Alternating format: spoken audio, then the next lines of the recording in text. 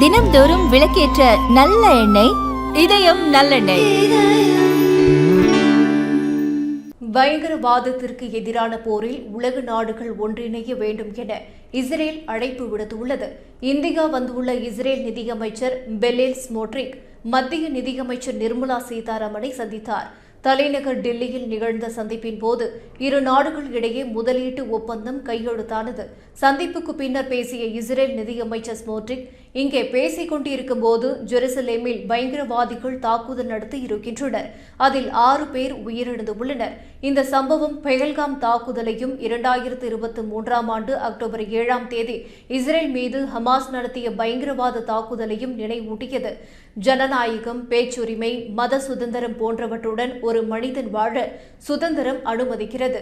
இவை அனைத்தையும் ஒழிக்கும் பயங்கரவாதிகளுக்கு எதிரான போரில் உலக நாடுகள் ஒன்றிணைய வேண்டும் என்று அழைப்பு விடுத்துள்ளார். பயங்கரவாதம் ஒரு நாள் உங்களை தாக்கும், மறுநாள் அது ஐரோப்பா அல்லது அமெரிக்காவையும் தாக்கும் என்று இஸ்ரேல் நிதியமைச்சர் எச்சரித்தார்.